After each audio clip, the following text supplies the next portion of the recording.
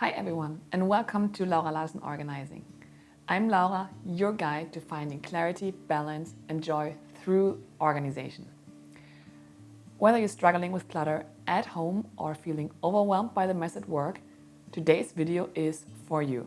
We're diving into organizing for beginners. I give you 8 tips for a simple and effective approach, quick and clean, to help you take control of your space, time, and mental clutter. Challenge number 1 is you're feeling overwhelmed. Looking at a disorganized room or your closet or your workspace can create a feeling of stress or anxiety for you. You may not know where to start, and the task of organizing may seem just daunting for you. The solution for this challenge is break the process down into smaller, manageable tasks to avoid this feeling of being overwhelmed. Start small. The key to organizing is breaking it down into manageable chunks. Don't try to do everything at once. This won't work. This can feel like too much and leave you feel really discouraged. So start small against the challenge of being overwhelmed.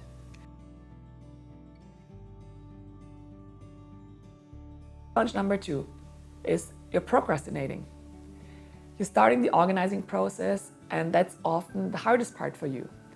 And especially beginners might delay taking action because they're afraid of making mistakes, or they're uncertain about where to begin, or simply they just don't know where to start, and so they start procrastinating and cleaning something or doing something else. We all know how to procrastinate. The solution to challenge number 2, the procrastination, is start with easy wins, like organizing a small drawer or a shelf, and then build momentum. Pick just one small area, as I said, a drawer, a shelf, or even just a deck, and focus on that. Start by taking everything out, organizing it, and sorting through the items. This will give you a quick win and motivates you to tackle also then larger areas. And also when you have this momentum and you have this small success feeling, it will really help the procrastination.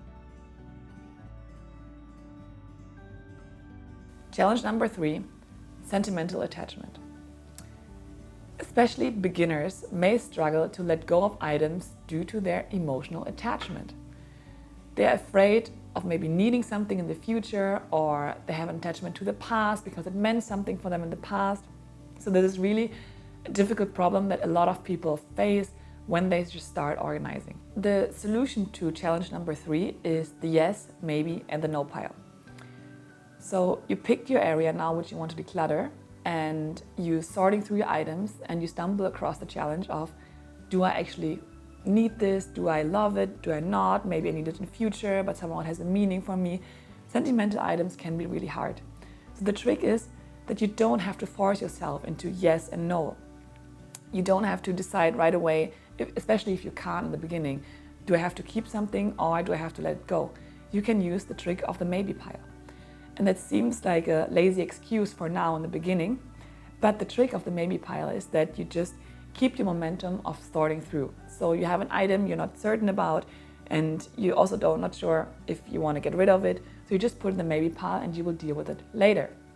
That means you can just go through and also add certainty while you're sorting through the items, adding a lot of piles, things to the yes pile, also adding a lot of stuff to the no pile, and things where you're unsure about, you're adding to the maybe pile. And you will realize the more you sort things through, the more you get used to the organizing and this whole sorting process. Also, the more certain you will get with this feeling of what you want to keep and what not. So while this strength of you is growing, what you want to keep, you will at the end look at this maybe pile, because we're not just like putting it aside and hiding it somewhere. No, at the end of the organizing process, we're taking it back out. Take a look at it.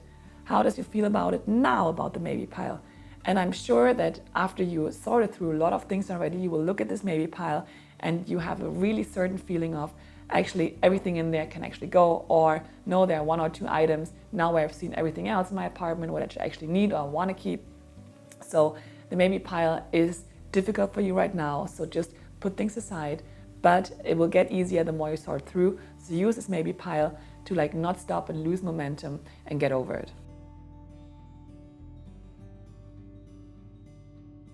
Challenge number 4 is the lack of time, the famous lack of time. Organizing can feel like a time-consuming process. and especially beginners may not know how to fit it into their busy schedules. We all know this with a lot of tasks. So a solution for challenge number 4 is dedicate small blocks of time each day or week to avoid feeling like the task is too big to tackle.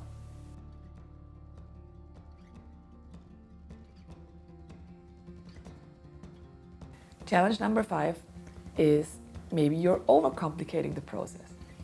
Especially many beginners want a perfect system right away, which can lead to frustration if things don't work out as expected. And the solution here is start simple and embrace flexibility. You don't need to know it right away. Organizing does need to be perfect. It needs to be just functional. And also try to keep it fun and personal. The best part of organizing is that you're making your space your own. It's not about being perfect, it's about your own.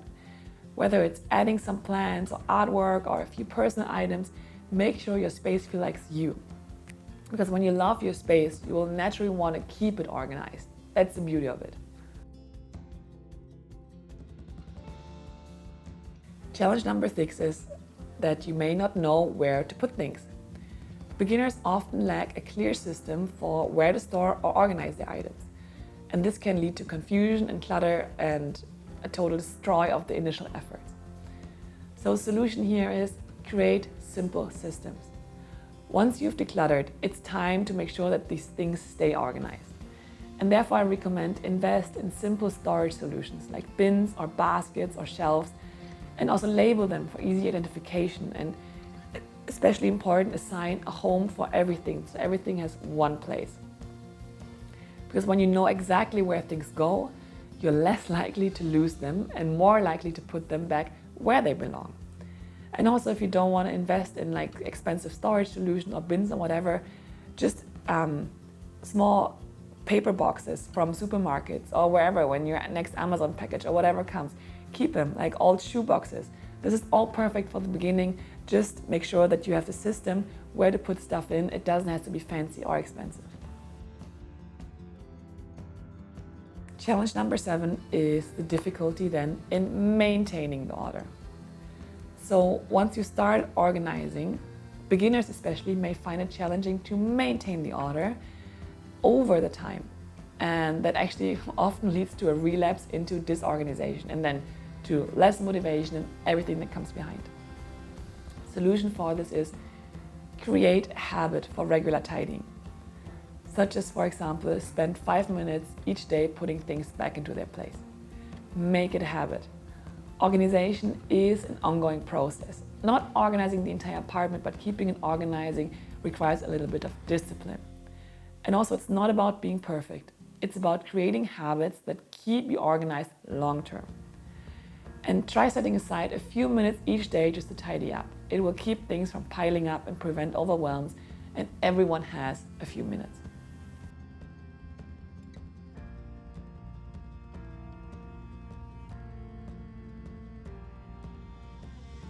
And last but not least, number 8, the decision fatigue.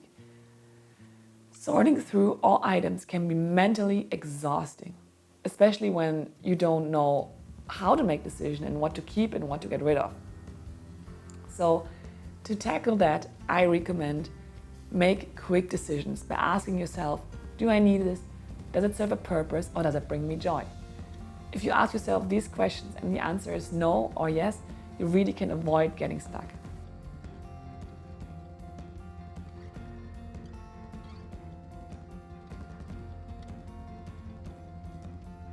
All right, that was quick and dirty, the special for organizing tips for beginners. Let me summarize it. Beginners in organizing face challenges that stem from a lack of experience, fear of failure, and difficulty of knowing where to start. To overcome these, it's important to break tasks into small steps, set realistic goals, and also be flexible. Organization is a skill that improves over time, like every other skill you can learn. And by starting small, you can build confidence and therefore have a really long-term success. Remember, it's all about starting small, letting go of the unnecessary, and creating simple systems that work for you. If you enjoyed this video, don't forget to like, subscribe or click the notification bell so you never miss a new video on organizing tips and more inspiration. Let me know in the comments how you're getting started with organizing. I'd love to hear your tips and challenges. Until next time, stay organized and enjoy the calm that comes with it.